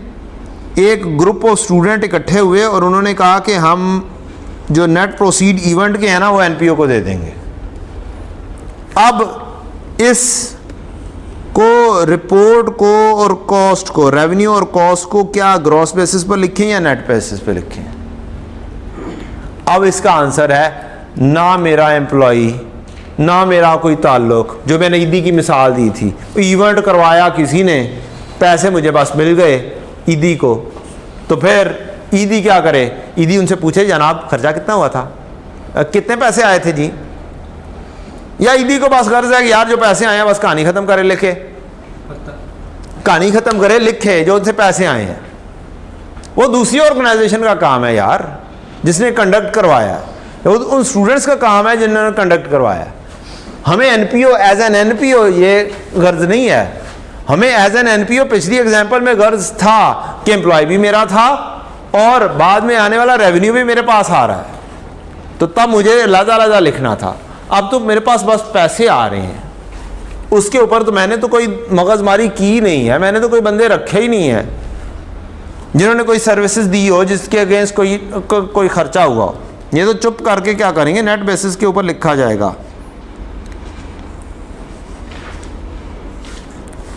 Neither the gross revenue nor the gross expenses of the event are recognized in profit and in NPO's financial statement. Net proceed इसके अंदर जो आई है वो आप चुप करके लिखेंगे, और इसके अंदर डिस्क्लोजर भी रिक्वायर्ड नहीं है। जनाब कितना खर्चा हुआ था, कितने पैसे आए, क्या हुआ क्या नहीं हुआ, हमारा है ही नहीं। अगली इंपॉर्टेंट बात, हाउ टू रिकॉग्नाइज इन्वेंट्री। दो किस्म की इन्वेंट्री हो सकती है एनपीओ के पास। एक हो सकती है एनपीओ के पास, एक एनपीओ हो सकती है जो मेडिसिन्स जो है वो मुफ्ते में नहीं देती, वो जितने पैसों की होती है उतने में देती है, और वो कहती है बस डॉक्टर का चेकअप फीस जो है ना ये 50 रुपये या 100 रुपये है। जो बाहर डॉक्टर 1500, 2000, 4000 लेता है, वही डॉक्टर आके आपके पास बैठ रहा है और आप कितने पैसे दे रहे हैं, 100 रुपया दे रहे हैं, डिस्काउंटेड फी है वो, लेकिन मेडिसिन फ्री नहीं। अब मेडिसिन खरीदी होगी, बोलें जी, मेडिसिन खरीदी होगी, क्या सस्ते में बेच रहे हैं या फिर बेच रहे हैं फुल प्राइस के ऊपर? फुल प्राइस के ऊपर बेच रहे हैं। यहां पर लगेगा lower of cost and NRV IAS 2, और हमारे ASNPO ने जहां पर ASNPO लग रहा है ना, जिन जिन और नॉन प्रॉफिट ऑर्गेनाइजेशन पर, उन्होंने अकाउंटिंग स्टैंडर्ड भी फॉलो करने हैं। 3-4 किस्म की नॉन प्रॉफिट ऑर्गेनाइजेशन है। नंबर 1 जो कंपनीज एक्ट के तहत रजिस्टर्ड है under section 42 of companies act. दूसरी है ट्रस्टीज के तहत रजिस्टर्ड है, ट्रस्ट एक्ट के तहत। तीसरे जो आम है वही है, रजिस्टर्ड ही नहीं है। एक सोसाइटीज एक्ट के तहत रजिस्टर्ड है। ठीक, चार बता दिए ना, 4। तो ये चारों में से जो कंपनीज एक्ट के तहत रजिस्टर्ड है ना, इस शहजादी ने लाजमी ASNPO फॉलो करना है और लाजमी अकाउंटिंग स्टैंडर्ड भी फॉलो करने हैं। और अगर लड़ाई हो जाए ASNPO में और अकाउंटिंग स्टैंडर्ड में, तो जीतेगा कौन? बड़े वाला। बला जीतनी चाहिए ना, अकाउंटिंग स्टैंडर्ड जीतेगा, फिर ASNPO साइड लाइन कर देंगे। ठीक, तो बाकी सब के लिए एनकरेज है कि सारे वो फॉलो करें ASNPO को। ठीक है, लेकिन लाजमी किसके लिए है? कंपनीज एक्ट के तहत जो रजिस्टर्ड है अंडर सेक्शन 42, उसके लिए लाजमी है कि वो ये करे, और उसके लिए लाजमी दूसरा भी है, अकाउंटिंग स्टैंडर्ड भी फॉलो करना लाजमी है। डन। तो बाकी सब के लिए क्या है? एनकरेज्ड है। अब आते हैं एनपीओ दूसरी किस्म की आ गई। एनपीओ दूसरी किस्म की ये है कि 100 रुपए वाली मेडिसिन लेती है तो 25 रुपए में देती है। खरीदती कितने में है? 100 की, या तो मुफ्ती दे देती है, ये जनाब चेकअप के साथ ही ले जाए जनाब, ये पुड़िया बनाई और दे दी, या फिर रखा हुआ है यार मेडिसिन आवाम खा भी ले, सिर्फ आके चेकअप ना करवाए, खा भी ले, कोई ना कोई थोड़ी बहुत पैसे लगने चाहिए उसके। तो 100 वाली चीज़ कितने में बेच रही है? 25। अब बताएं NRV तो फिर 25 हुई ना 100 वाली चीज़ की, क्या हुई? 25 में बेच रहे हैं ना। NRV कितने की हुई? 25 हुई। तो क्या ये 25 रुपए के ऊपर ले जाया जाए ईयर एंड के ऊपर? तो तब ऐसा केस जब आपकी मेडिसिन या इसी तरह की कोई चीज़ मुफ्त में जा रही हो या रिड्यूस प्राइस पे जा रही हो, तो फिर हम अपना रूल चेंज कर लेते हैं। ASNPO ने नया रूल दिया, lower of cost and replacement value. क्या? Replacement cost. करंट कॉस्ट क्या लें? रिप्लेसमेंट कितने में नया मिलेगा, कितने में नई मिलेगी। ये एक ही एग्जांपल है बुक में। हमने पैनाडोल ली है, इन काइंड मिली है, बंदों ने ला के दी, ये जनाब पैनाडोल, मेरा कोई खर्चा नहीं हुआ, NPO का कोई खर्चा नहीं हुआ। लेकिन हमने पढ़ा था अगर कोई चीज़ मिल जाएगी तो उसे फेयर वैल्यू पर लिखना है। इन काइंड कोई चीज़ मिल जाती है तो क्या लेना है, फेयर वैल्यू पर। तो फिर मैंने इन मेडिसिन को लिखा होगा इस फेयर वैल्यू पर, 28,000 की ये फेयर वैल्यू का कॉलम यहाँ पर लिखा होगा। अब ये फेयर वैल्यू मेरी बन गई कॉस्ट, यही फेयर वैल्यू क्या बन गई मेरी, कॉस्ट, क्योंकि मैंने एंट्री की है इन्वेंट्री डेबिट और कंट्रीब्यूशन क्रेडिट। तो यही चीज मेरी बन चुकी हुई है कॉस्ट 28,000 की। अब इसमें लिखा हुआ है, हम क्या करते हैं, medicine to community living in under developed area at nominal charge, mean 100 वाली चीज 25 रुपए में, 100 वाली चीज 10 रुपए में देते हैं, कम पैसे लेकर कर रहे हैं। तो फिर मेरा रूल बनेगा कॉस्ट को मैं किससे कंपेयर करूं, रिप्लेसमेंट कॉस्ट से। और एनआरवी को कहूंगा तू तो फोत हो जा, तू तो साइड पे हो, तो मेरे लिए काम की नहीं है। अब इन दोनों को कंपेयर करते हुए लोअर देखेंगे, 28 और 26 में 26 लोअर, 24 और 24,500 में 24 लोअर, 12,000 और 12,000 में 12,000 ही है, 15,000 और 14,700 में 14,700, 18,000 और 18,300 में 18,000। ये हमारी क्लोजिंग स्टॉक की क्या हो जाएगी, इस तरीके से वैल्यूएशन हो जाएगी। Lower of cost and net realisable, replacement cost,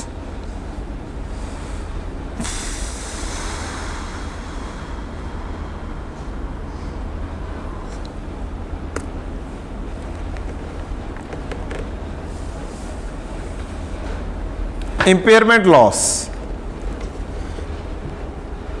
क्या यहां पे इंपेयरमेंट लॉस लिखा जा सकता है, स्टैंडर्ड अप्लाई करना है यार, लिखा जा सकता है, क्यों नहीं लिखा जा सकता। कोई एसेट खराब हो गया है, फर्नीचर डिस्ट्रॉय हो गया, इस केस के अंदर क्या हो गया जी, डिस्ट्रॉय हो गया, और उसकी कोई वक्त नहीं है, तो किताबों से निकाल दोगे ना, उसका इंपेयरमेंट लॉस बुक कर दोगे, लॉस बुक कर दोगे, ठीक है जी। Impairment loss debit PPE credit हो जाएगा। और अगर कोई इससे रिलेटेड कोई कंट्रीब्यूशन आई पड़ी हुई है तो फिर उसे भी निकाल दो भाई, तू एसेट नहीं रहा, एसेट आहिस्ता आहिस्ता डेप्रिसिएशन लेके जाते हो ना, इनकम में लेके जाते हो, वो डेप्रिसिएशन एक्सपेंस में लेके जाते हो, और आहिस्ता आहिस्ता ही डेफर्ड लायबिलिटी डेबिट और इनकम क्रेडिट करते हो। तो अब जब सारे का सारा एसेट जंप मार के किधर भाग गया है, इनकम एंड एक्सपेंडिचर में एक्सपेंस बन गया है, तो सारी डेफर्ड लायबिलिटी को भी तो उठा के किधर फेंको, इनकम में फेंको, like with like. Impairment loss PP credit और इसके मुकाबले पे डेफर्ड कंट्रीब्यूशन रेवेन्यू। डन है बच्चों,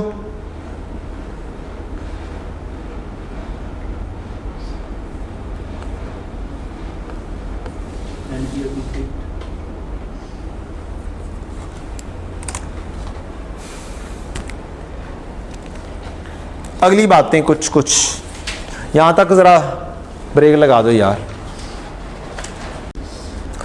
अच्छा बच्चों,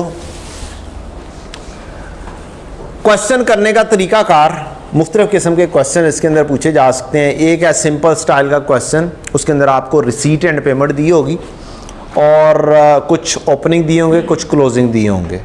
आपने ओपनिंग क्लोजिंग का क्या बना लेना होता है, टी अकाउंट में ओपनिंग क्लोजिंग फेंक देने होते हैं। फिर रिसीट एंड पेमेंट होगी तो आपने वहां से एंट्रीज बनानी है। एक एंट्री हो चुकी है, बैंक डेबिट हो चुका हुआ है, ठीक, और कंट्रीब्यूशन उसके अंदर मुख्तलिफ किस्म की लिखी हुई है।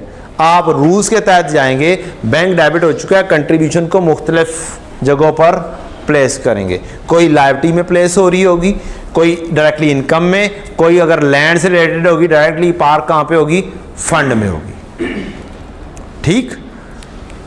एक्सपेंसेस में दिए हुए हैं, एक्सपेंस डेबिट और cash credit, expense debit cash credit, PP खरीदा है, पीपी डेबिट कैश क्रेडिट। तो रिसीट एंड पेमेंट में आपको कैश मिल रहा होगा।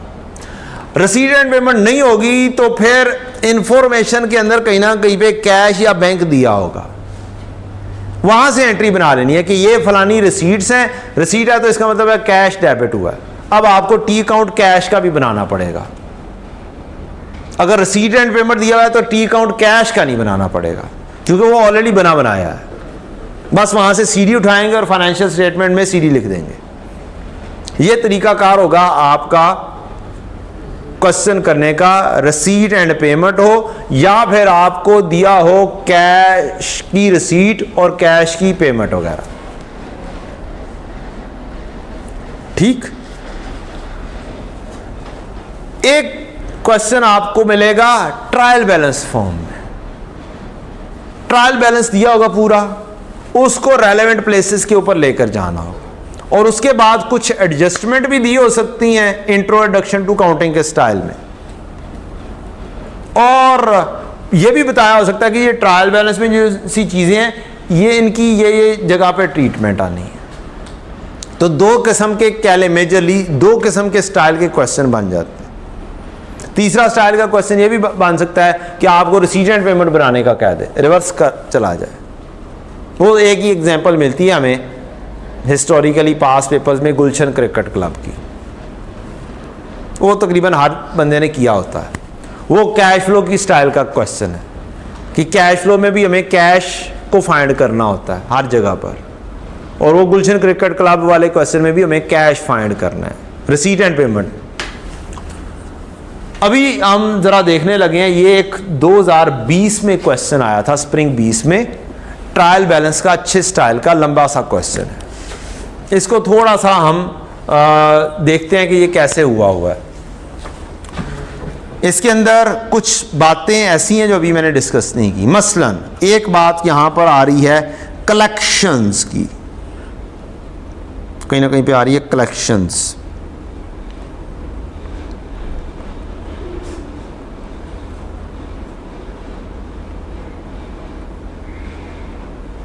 चले पढ़ते हैं तो आ जाएगी खुद ही। बर्न्सवार्ड, क्या जी? पहला बर्न्सवार्ड CWIP है। क्या जी? CWIP। काइंडली एक रिक्वेस्ट है, वो रिक्वेस्ट ये है कि अगर आपके पास पुराने पास पेपर हैं, क्या है, और उसके ओरिजिनल सॉल्यूशन है, तो वहां से नहीं ये देखना। ये क्या हो रहा है, स्टैंडर्ड अप्लाई करते हुए देखना है। या स्टडी टेक्स्ट के सॉल्यूशन से देखें, मेरी बुक के सॉल्यूशन से देख लें, मैंने ऑप्ट किया हुआ है सारी चीज़ें अल्हम्दुलिल्लाह। ठीक, बाकियों का मुझे नहीं पता किस किस की बुक में ऑप्ट हुआ हुआ है, किस किस की बुक में ऑप्ट नहीं हुआ हुआ। तो जहां पे ऑप्ट है वो कंफर्म एक बात तो स्टडी टेक्स्ट है। इन जनरल बात कर दूं, डिस्पाइट कि मेरी बुक मौजूद है, फिर भी मैं कह रहा हूं आप सब के लिए, जो मेरे स्टूडेंट अगर नहीं भी हैं तो उनके लिए मेन सोर्स क्या है, स्टडी टेक्स्ट है, और जो मेरे स्टूडेंट हैं उनके पास तो बुक है ही अल्हम्दुलिल्लाह। चलें, बर्न्सवार्ड CWIP क्या चीज़ है जी? Capital work in progress. Cafeteria sales है, कैश एंड बैंक बैलेंस है, donation for burns ward, externally restricted. कहां पर जाएगी, कहां पे प्लेस करना है? लैंड वाली जो हमने एंट्री की थी ना फंड में, पुत्र जी है लैंड और CWIP पुत्र जी, CWIP बन रहा है, इससे बर्न्सवार्ड वार्ड बन रहा है, बिल्डिंग बन रही है, लिहाजा ये कहां पे प्लेस होनी है? डेफर्ड लायबिलिटी में इसकी प्लेसमेंट होनी है। ठीक है जी। Expenses and gifts for walk and diabetes days, खर्चे हुए हैं, खर्चा है जी। Fee for patients, general donation, general fund. General fund कौन सा होता है? Unrestricted fund. इन्वेंट्री मेरे पास पड़ी हुई है, कैफेटेरिया की मेडिसिन हैं, हॉस्पिटल सप्लाईज वगैरह हैं, ये सारे करंट एसेट्स में फॉल कर जाएंगे। कहाँ पे आ जाएंगे? Current assets. Medical equipment PPE, miscellaneous expenses, other fix asset है, payable, purchases, cafeteria, medicine, hospital supplies, ये कहाँ पे जाएंगी? कॉस्ट ऑफ सेल्स के अंदर चली जाएंगी। Receivable, panel corporates, rent, sponsorship for walk on diabetes days, sponsorship आई है, ये उसके क्या है? इनकम, और यहाँ पर क्या है उससे रिलेटेड एक्सपेंसेस, इन्हें क्या कर देंगे आप अलग ही मेंशन कर दें तो अच्छी बात है। क्या कर दें, वो उस ज़माने में इसे नेट ऑफ किया हुआ था, उस ज़माने में इसे क्या किया हुआ था, नेट ऑफ किया हुआ था। अब भी चूंकि ये एक सिंगल इवेंट है, क्या है, सिंगल इवेंट है, तो अगर आप इसे नेट ऑफ प्रेजेंट करते भी हैं तो एक हिसाब से इसका एक नोट बनना चाहिए। क्या बनना चाहिए, नेट ऑफ अगर करके प्रेजेंट करते हैं, मसलन एक्सपेंस कितना है 2.6, इनकम कितनी है 2.2, अगर हम इनकम एंड एक्सपेंडिचर के फेज के ऊपर इसे एक्सपेंस सिर्फ ट्रीट कर देते हैं 0.4 का, तो फिर नीचे एक नोट बनाना चाहिए। क्या करना चाहिए, एक नोट बनाना चाहिए जिसके अंदर डिस्क्रिप्शन दी जाए कि वाक ऑन डायबिटीज डेज के तहत इतनी इनकम आई हुई है, इतने उसके एक्सपेंसेस और नेट होके 0.4 आ रहा है। या फिर क्या करो, अलग-अलग प्रेजेंट कर दो। डन हो गया जी। नेक्स्ट है जी salaries administrative staff, salaries doctor and nursing, short term investment है, यूटिलिटीज है। Cost of closing inventory of medicines and hospital supplies was 26.1 million and 13.8 million. Closing physical inventory of medicine है एक, और एक hospital supplies है, उनकी cost दे दी हमें। कहता है medicine costing 3.1 million were found expired. medicines कितनी थी 26.1, इनमें से 3.1 की क्या है, एक्सपायर्ड हैं। क्या मेडिसिन एक्सपायर्ड दी जा सकती है किसी को, या ये सारे का सारा लॉस है, ये सारे का सारा क्या हो जाना चाहिए, लॉस हो जाना चाहिए, क्योंकि मेडिसिन हैं, मेडिसिन एक्सपायर्ड मेडिसिन नहीं दे सकते हैं।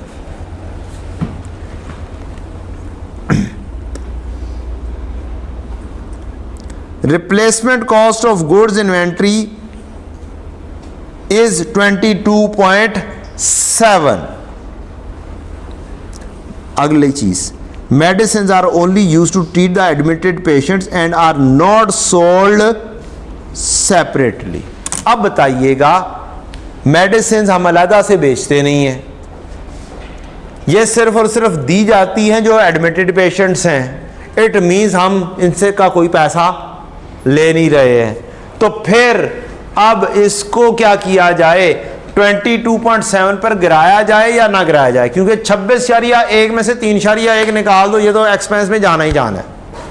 तो बाकी कितनी की बच गई, 23 की बच गई। अब 23 वाली मेडिसिन को 22.7 पर लेकर जाया जाए या ना लेकर जाया जाए, लेकर जाया जाए। एक और एंट्री बनाई जाए, कॉस्ट ऑफ सेल्स डेबिट और इन्वेंट्री क्रेडिट, इनको भी एक्सपेंसेस में फेंका जाए। कितने के साथ, 0.3 के साथ।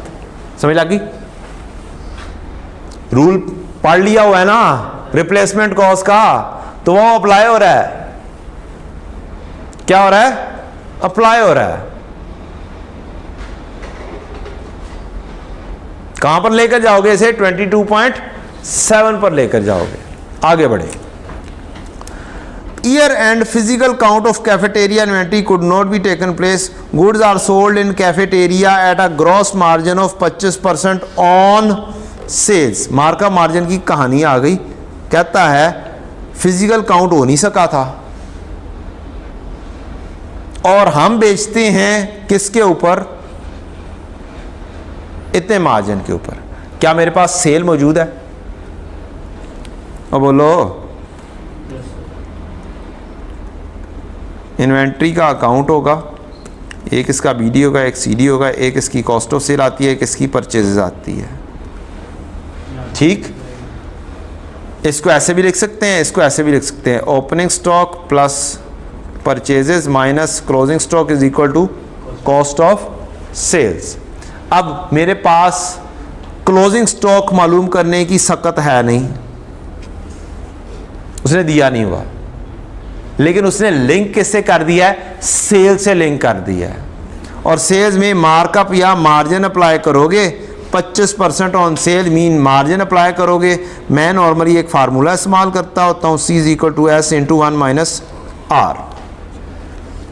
तो जो भी सेल होगी उस फार्मूले के जरिए क्या करेंगे आप, कॉस्ट ऑफ सेल्स पे पहुंच जाएंगे, या आप जैसे भी आप इस्तेमाल करते हैं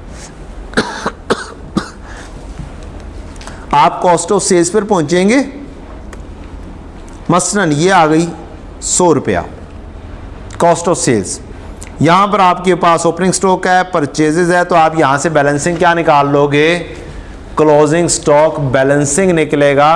बैलेंस निकाल के कहाँ पर ले जाओगे, स्टॉक के अंदर ले जाओगे, क्योंकि फिजिकल इन्वेंट्री काउंट नहीं हुई। ये इसकी जनरल स्टेटमेंट मैंने दे दी है। Rent outstanding at year and was 1.4, इसकी क्या एंट्री हो जाएगी, रेंट आउटस्टैंडिंग की एंट्री। ये क्लोजिंग बैलेंस है एट द ईयर, इसकी एंट्री क्या होगी, expense debit, expense payable, credit, क्या एंट्री हो जाएगी, expense debit, expense payable, credit.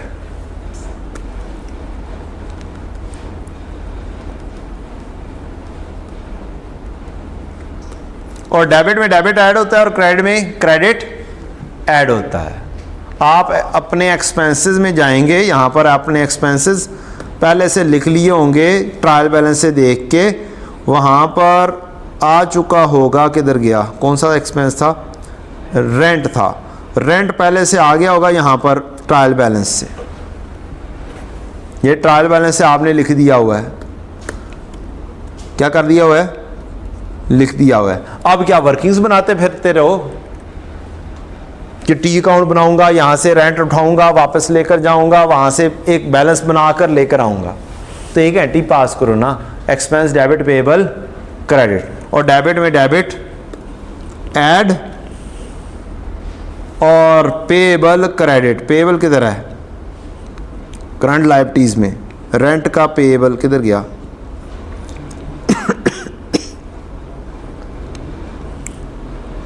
Accrued expenses payable credit. ठीक है जी, इस तरीके से आप एंट्री पास करके क्या करेंगे, उठाकर ले जाएंगे। 15% salary, 10% rent are related to cafeteria. अब सारा का सारा एक्सपेंस बना लिया, उठाया, कैफेटेरिया से रिलेटेड 10% उठा के, रेंट का उठा के किधर लेके जाना है, कैफेटेरिया में, मींस कैफेटेरिया का ट्रेडिंग अकाउंट में लेकर जाएंगे, टोटल एक्सपेंस बनाएंगे, उसका 10% ले जाएंगे कैफेटेरिया में, 90% रह जाएगा आपका कहाँ पे, ओरिजिनल एक्सपेंसेस के अंदर। हॉस्पिटल फैसिलिटीज इतने बार provided free of charge to the patient, इस लाइन का क्या करेंगे बेचारी का,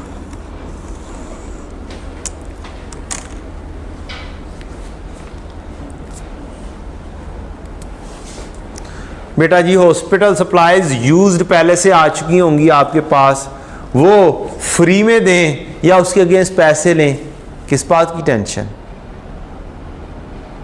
अगर पैसे ले रहे होंगे तो सेल में आ जाएगा, अगर नहीं पैसे ले होंगे तो जितनी यूज हुई हैं वो तो आ ही जानी है, इसके लिए कोई मजीद एडिशनल कोई कहानी नहीं करेंगे आप, क्योंकि फ्री ऑफ चार्ज है।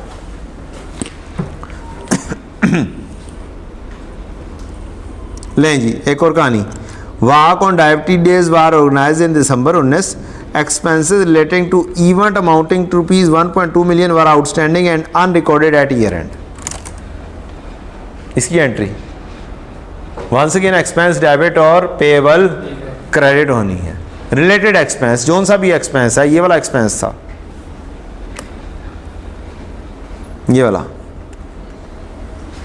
ये जहाँ पे भी ट्रायल बैलेंस में फाल किया था आपने, वहाँ पे जाके एक्सपेंस डेबिट करेंगे, प्लस उसके अंदर 1.2 डेबिट और पेएबल में लायबिलिटी में credit. Medical equipment having fair value of इतने million were received as donation on 1st January 19. These have been brought into use but not been recorded in the books. क्या entry पास होगी जी?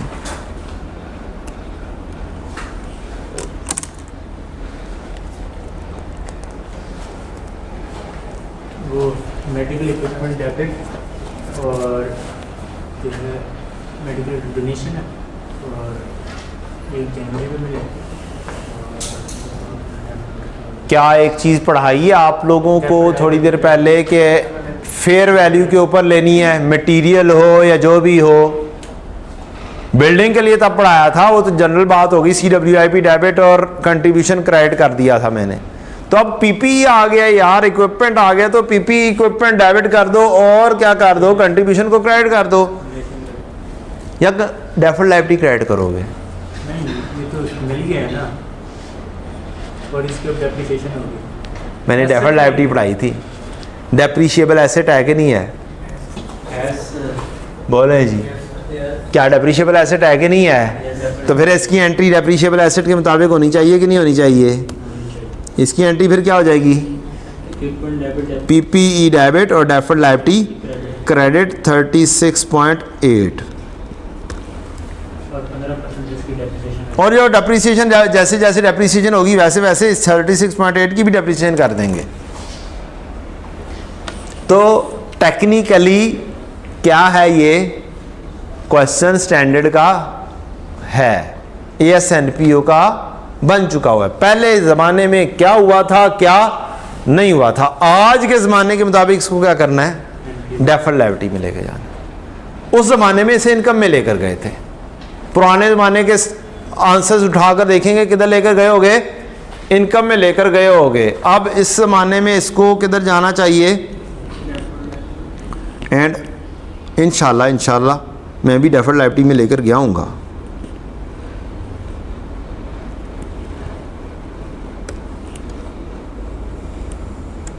$36.8, हाँ बाद में निकाल के लेकर गया हूँ, 15% निकाल के ले गए दूसरी जगह पर डेप्रीसिएशन, इस वजह से 85% से शॉर्टकट लगा हुआ है और कुछ नहीं है। अदरवाइज़ आप यहाँ से 36.8 लिखें और माइनस करें 36.8 का 15% और वो ले जाएं किधर, एक्सपेंसेस में और इनकम में, सॉरी इनकम में ये आ गया 15%। डेप्रीसिएशन जैसे होगी वैसे ही डेफर्ड लायबिलिटी ट्रांसफ़र होगी। ठीक है बच्चों?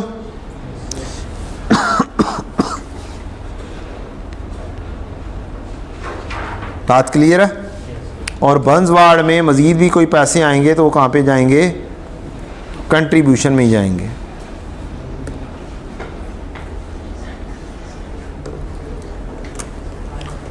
चलें जी, अब इसी तरह के बाकी जो क्वेश्चंस हैं, काइंडली मेरी रिक्वेस्ट है आपसे,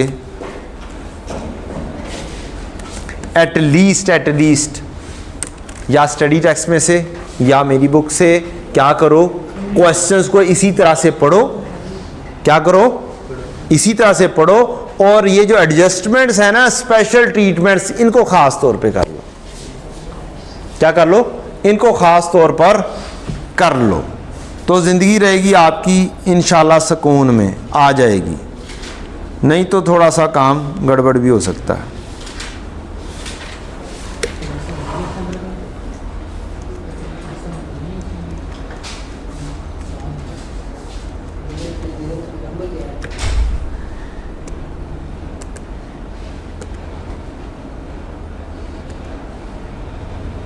ASNPO किधर है?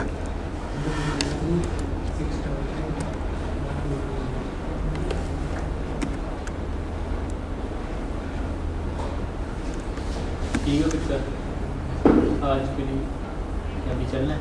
Just wait a minute. ये बच्चों बुक के अंदर मौजूद है, फ़ोटो कॉपी बेशक करवा लीजिएगा आप।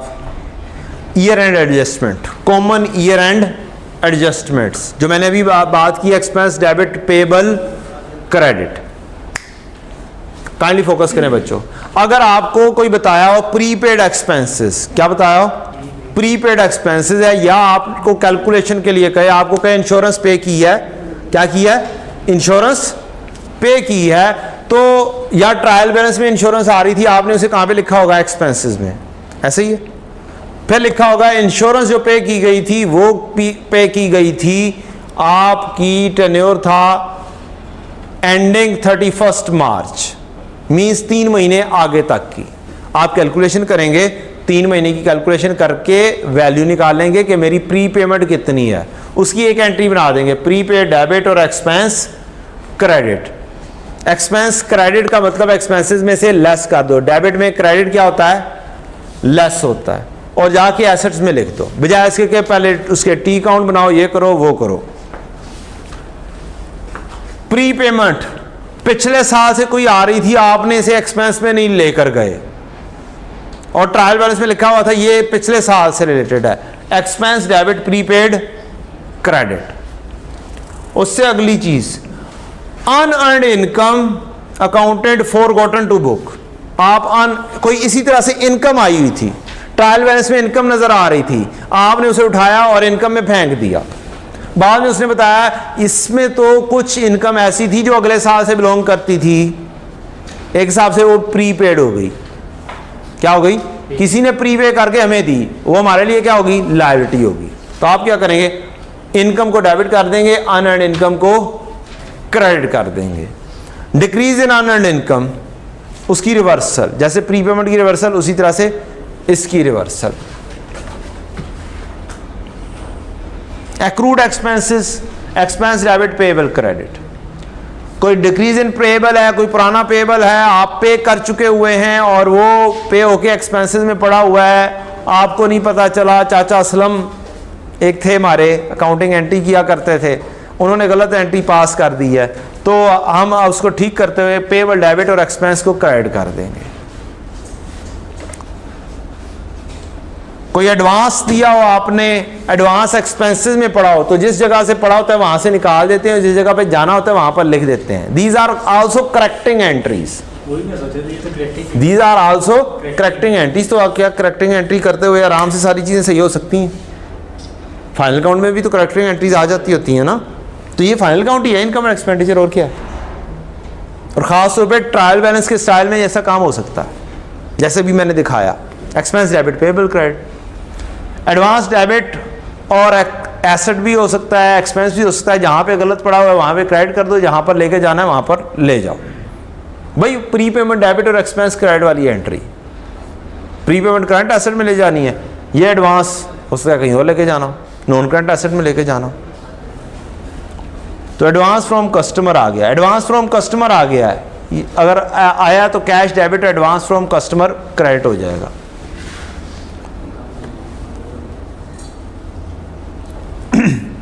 थोड़ी सी एंट्रीज पीरियोडिक सिस्टम की, किसकी, पीरियोडिक सिस्टम हो तो क्या करोगे, स्टॉक की एंट्री, क्लोजिंग स्टॉक की, stock debit cost of sales credit. कोई नॉर्मल लॉस होता है, पीरियोडिक सिस्टम में कोई एंट्रीज की नहीं होती। नॉर्मल लॉस हो, परपेचुअल सिस्टम हो, कॉस्ट ऑफ सेल्स डेबिट और इन्वेंट्री क्रेडिट होती है नॉर्मली। एबनॉर्मल लॉस हो, सिस्टम पीरियोडिक हो, abnormal loss debit, purchases credit. Abnormal loss को एक्सपेंसेस में लिखेंगे, परचेजेस को लेस कर देंगे। एबनॉर्मल लॉस सिस्टम परपेचुअल हो, एबनॉर्मल लॉस डेबिट और इन्वेंट्री क्रेडिट। एबनॉर्मल लॉस को एक्सपेंसेस में लिख देंगे, जैसे इन्वेंट्री जल जाती है।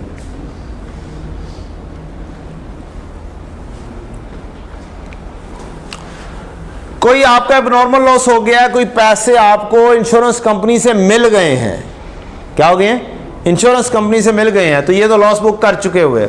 अब इंश्योरेंस कंपनी से जो पैसे मिल गए वो रिसीवेबल डेबिट और एबनॉर्मल लॉस क्रेडिट, या cash debit abnormal loss credit, आपका लॉस कम हो गया। Bad debt debit debtor credit, increase in provision bad debt debit provision for doubtful debt credit, decrease in provision provision debit bad debt expense credit. Interest का कोई payable है, interest expense debit payable credit. कोई और security charges वगैरह आपने ले लिए हैं और वो क्या नाम है, आपने ले लिए हैं, वो एक लायबिलिटी होगी।